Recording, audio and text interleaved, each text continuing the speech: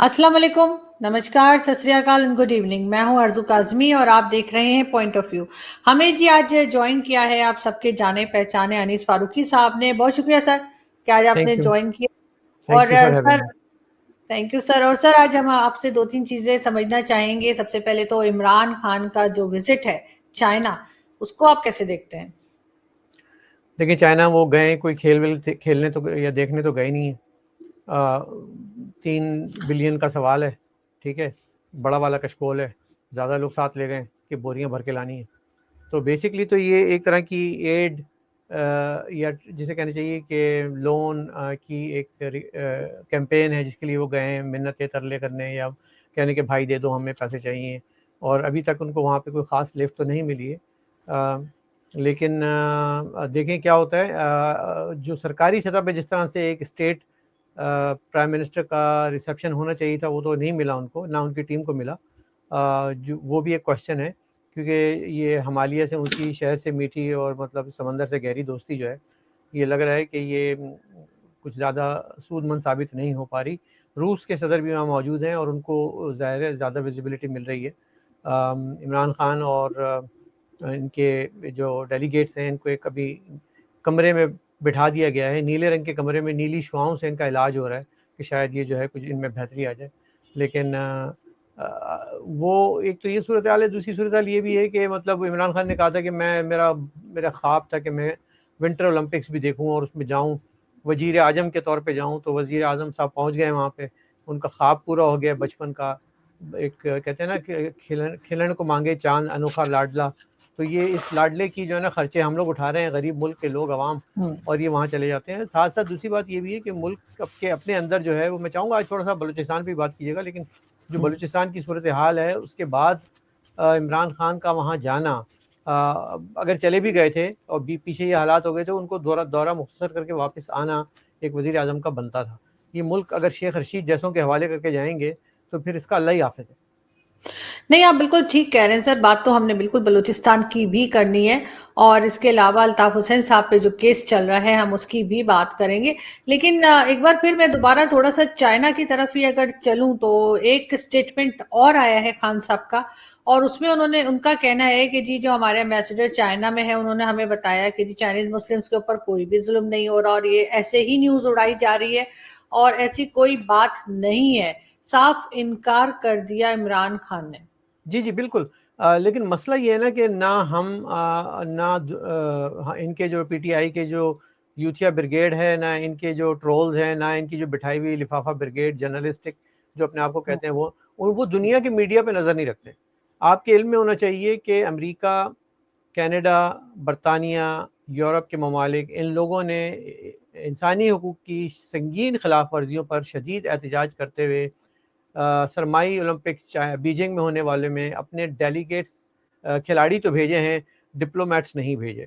और as A protest, बाकायदा ये आज कनाडा के फॉरेन अफेयर्स से भी ये ऐलान हुआ था कि एज ए प्रोटेस्ट हमने डिप्लोमेट्स नहीं भेजे, क्योंकि वहाँ पे संगीन खिलाफ वर्जियाँ इंसानी हकूक़ की हो रही हैं।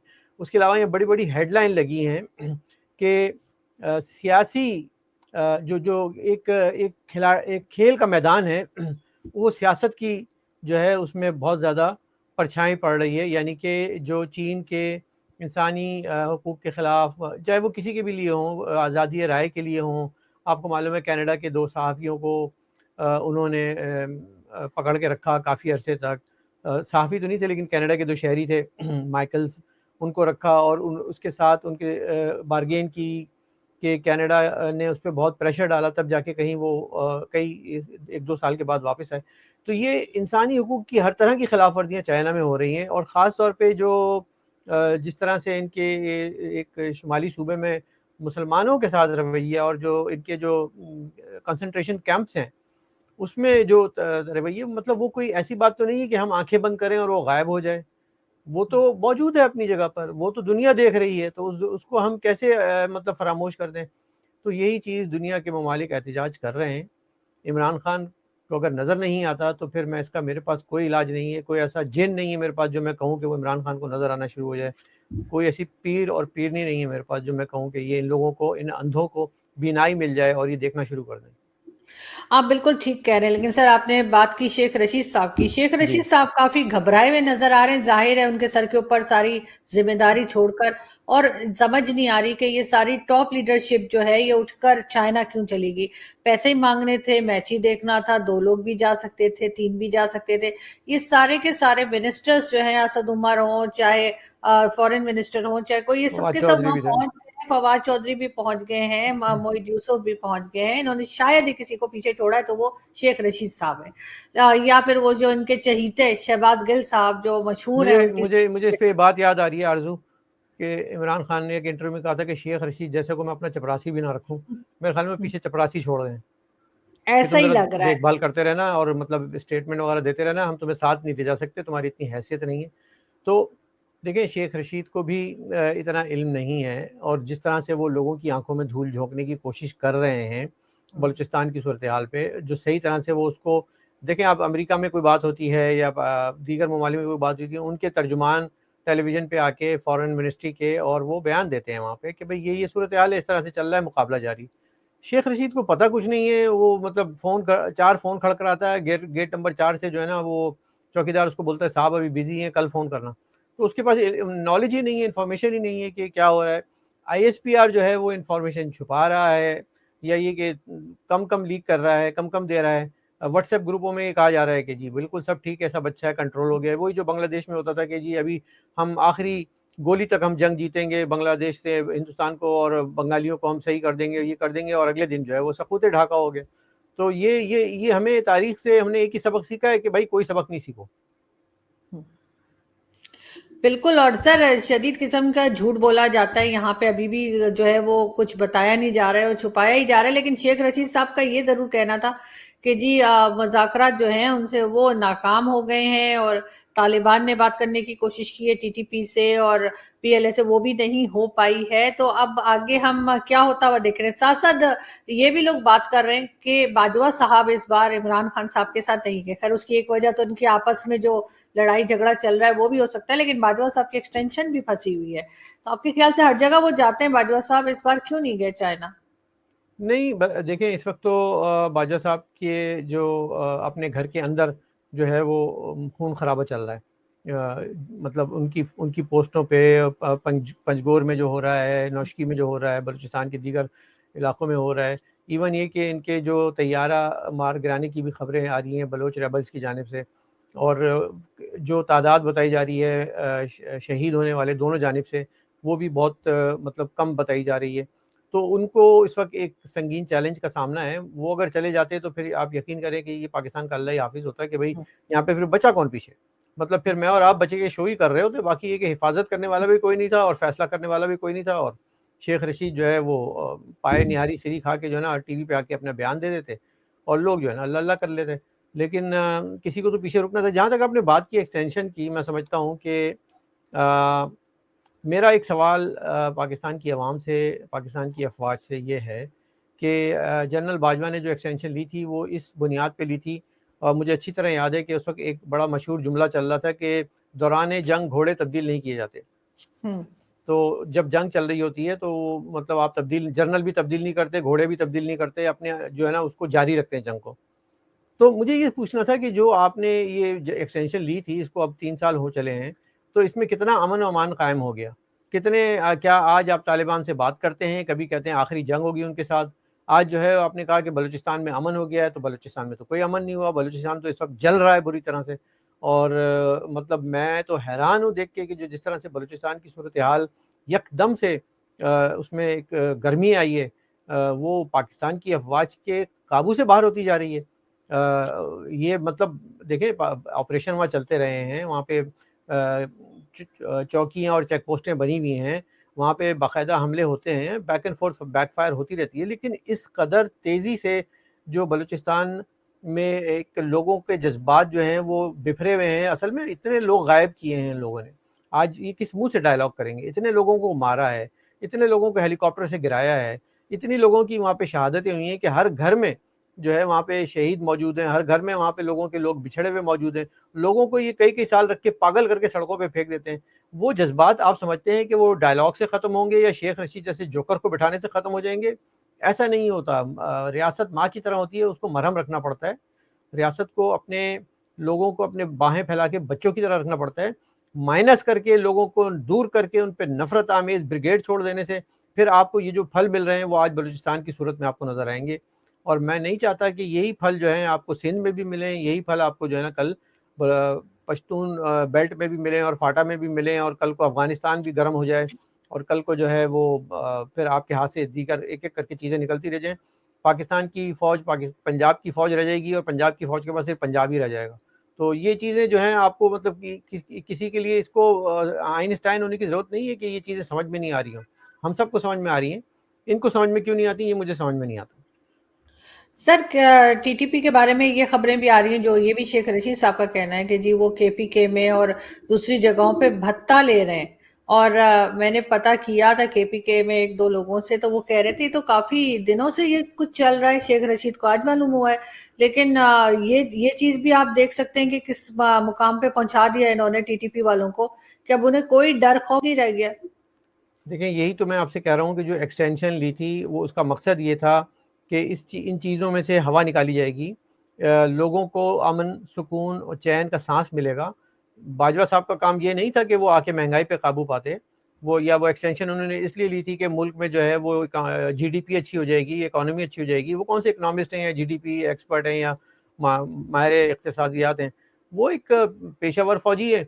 उनका काम था कि वो कोई ऐसा एक्शन प्लान बनाते कि जिससे कहीं कहीं प्यार से, कहीं थोड़ा-सा डाँट से, कहीं जो है ना लोगों के साथ बैठ के जो क्रिमिनल एलिमेंट है उनके साथ आहीनी हाथों से निपटते। तो इनको ये आज तक बैलेंस करना नहीं आया है, वो हर एक के साथ आहीनी आहीनी हाथों से निपटना शुरू हो जाते हैं। और साथ-साथ उनको देखिए जो क्रेडिबिलिटी होती है ना फ़ौज की, वो होती है कि आपका अपना किरदार कितना साफ शफ़ाफ है। आपने कोई एक्शन नहीं लिया आसिम बाजवा के खिलाफ, जो कि पाक फ़ौज का एक रिटायर्ड आम सा नौकर है, और उस नौकर ने जो है ना वो दुनिया में एक एम्पायर खड़ी की हुई अपने बिजनेस की।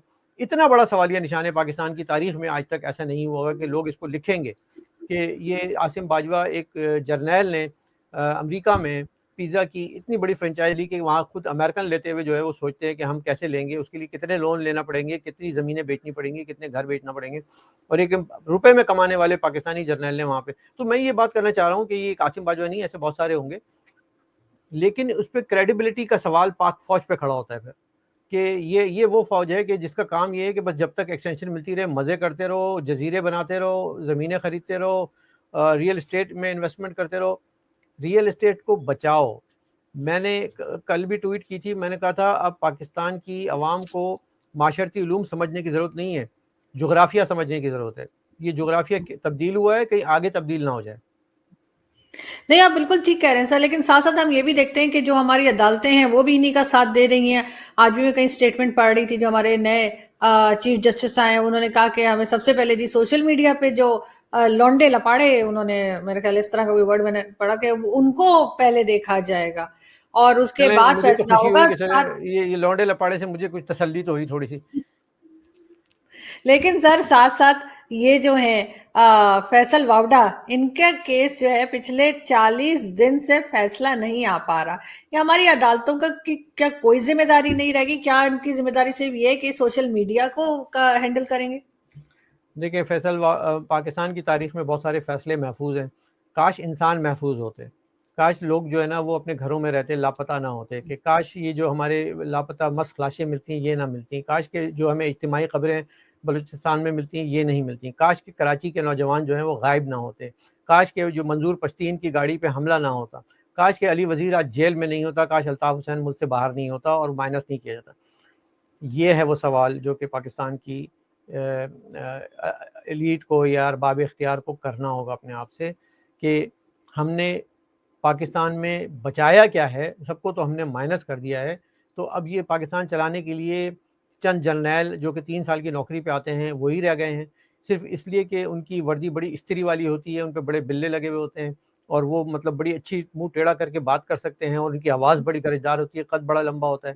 लेकिन इससे कोई फ़ायदा नहीं होता, क्योंकि जब आपकी करप्शन की खबरें आती हैं, जब आपकी मेजरों की नाज़ेबा वीडियोज़ आती हैं, जब आपके कर्नैलों के करतूत आते हैं, जब आपके जर्नैलों की निजी ज़िंदगियों की कहानियाँ सामने आती हैं, तो फिर हमारा आपसे एतबार ख़त्म होता चला जाता है। और मैं समझता हूँ आरजू के जो मेरे या आम पाकिस्तानी के जज्बात होते हैं, शायद हो सकता है किसी आम सिपाही के जज्बात भी ऐसे ही हों। वो जो अपने गाँव जा नहीं पाता, महीनों-महीनों अपने माँ-बाप से नहीं मिल पाता, अपने बीवी-बच्चों से नहीं मिल पाता, सरहद पे बैठा होता है, कहीं ग्लेशियर में चढ़ा होता है, कहीं दरियाओं में घूम रहा होता है। वो भी सोचता होगा कि यार मैं ये कर क्या रहा हूँ और मेरे साहब क्या कर रहे हैं? क्या मेरा मेरा ऑर्डर जो है, मुझे सिखाया गया ऑर्डर लेना, वो सिर्फ़ इसलिए सिखाया गया था कि मैं बस एक आँख बंद करके एक टनल विज़न के साथ एक ऐसा घोड़े की तरह जिसकी आँखों पे पट्टी बंधी हो, सीधा चलता चला जाऊँ और कोई सवाल ना करूँ। शायद वक़्त आएगा कि ये लोग भी सवाल करेंगे, शायद वक़्त आएगा कि ये लोग क्वेश्चन करेंगे, साहब ये क्या हो रहा है? आपको रिटायरमेंट पे इतने पैसे क्यों मिलते हैं और मैं घर जाके जो है ना फिर वही खेती-बाड़ी करता हूँ। तो आई थिंक जो सोशल इनजस्टिस है, वो हर सतह पे मौजूद है पाकिस्तान में, वो फ़ौज में भी मौजूद है, वो एलीट क्लास में भी मौजूद है।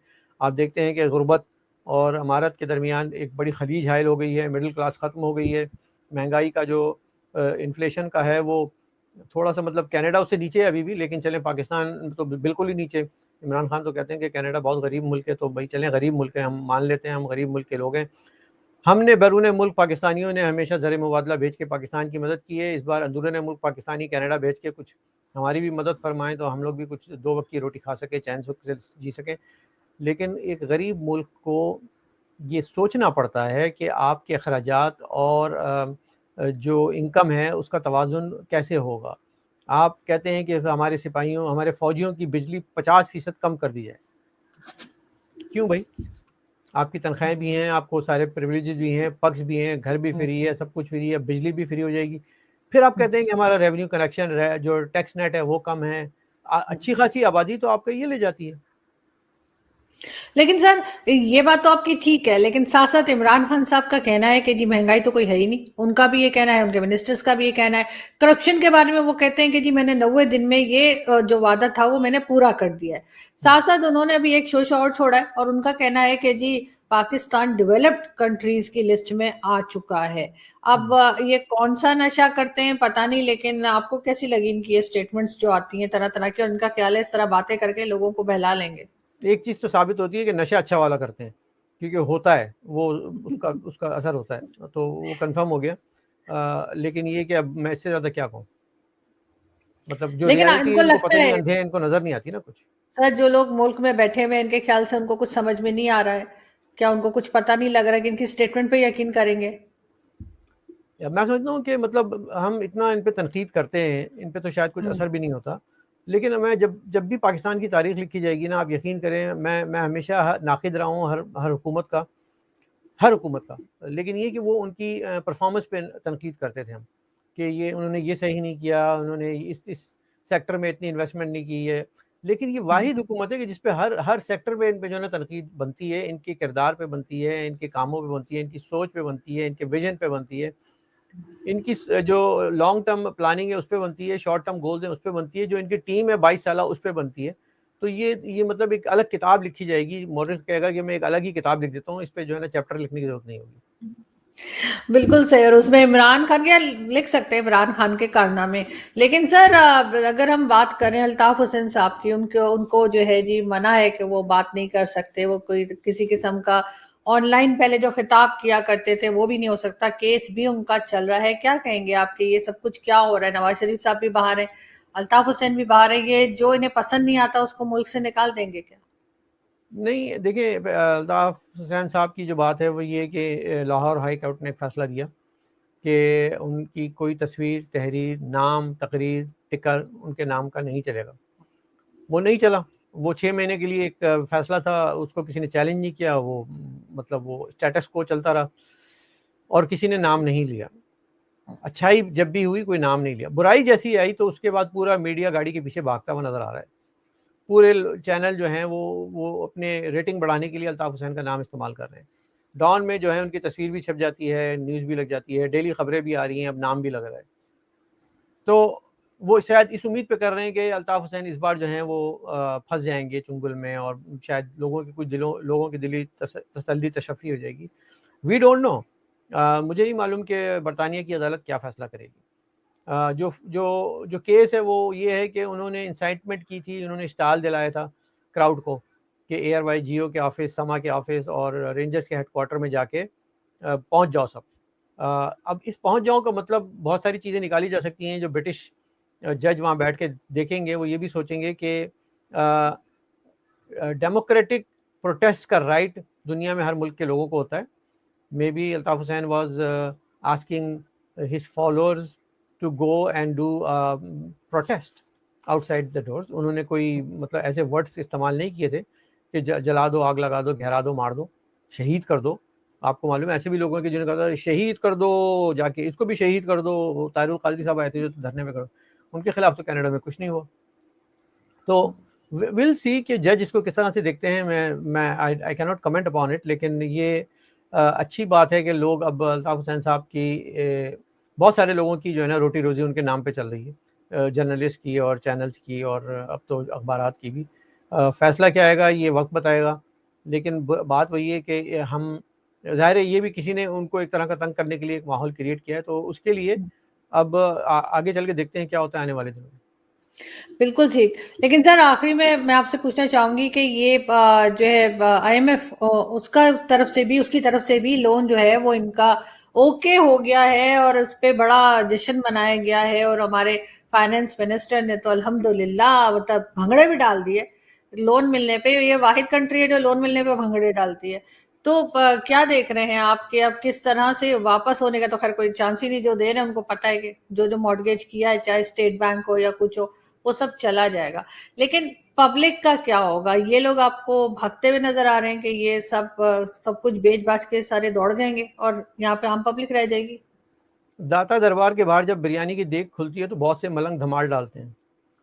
तो मेरे ख्याल में ये आईएमएफ एक ऐसी बिरयानी की देग है कि जिसपे जो है वो हमारे वजीर ख़जाना धमाल डालते हुए जो है ना भंगड़े डाल रहे हैं और खुश हो रहे हैं कि जो है ना बिरयानी की देग खुल गई है, हमें भी कुछ चावल नसीब हो जाएंगे। शर्म का मुकाम है बेसिकली कि हम एक भीख पर एक कर्जे पे खुश हो रहे हैं। हमको इसको बड़े रिग्रेटफुली एक्सेप्ट करना चाहिए था कि या we are in need of this loan to run the country and exchequer, लेकिन will try to repay as much as possible. ना कि ये कि आप आवाम को ये तासुर देने की कोशिश करें कि ये एक बहुत बड़ा कारनामा कर दिया हमने सिक्योर कर लिया आईएमएफ को और अब जो है ना सब अच्छा है। और अताउल्लाह खान ईसा खेलवी जो है वो एक और नया गाना बना सकते हैं कि अच्छे दिन आएंगे। तो अच्छे दिन आएंगे नहीं आएंगे मुझे नहीं मालूम, लेकिन जो कर्जे का बोझ पैदा होने वाले बच्चे पे है वो रोज़ बढ़ता चला जा रहा है। जीडीपी का कंपैरिजन आप करते हैं तो इस वक्त हम बहुत बहुत पीछे चले गए हैं। भूटान हमसे भी आगे है और बांग्लादेश भी हमसे आगे है और बहुत सारे ममालिक आगे हैं। तो हमने इन इन अचीवमेंट्स पे कोई ध्यान नहीं दिया कि ये हमें अचीव करना है कि चले हम थोड़ा थोड़ा आगे करके चलें। उसकी वजह ये है कि जो इकोनॉमिक फैक्टर्स हैं सारे वो सियासी लोगों के हाथ में नहीं है। इकोनॉमिक जितनी भी डिसीजंस हैं या जो डिसबर्समेंट्स हैं, जो फैसले होते हैं तकसीम के ख़जाने की, वो आप समझती हैं मैं भी समझता हूँ कि वो कौन लोग जो हैं ज़्यादा हिस्सा ले जाते हैं और वो इसी नाम पे लेके जाते हैं ना कि हम आपकी हिफाजत करेंगे। जब आप सो रहे होते हैं तो फिर हम जाग रहे होते हैं लेकिन हमारे रडार बंद हो जाते हैं और वो कोई आके हेलीकॉप्टर उसामा बिन लादेन को ले जाते हैं।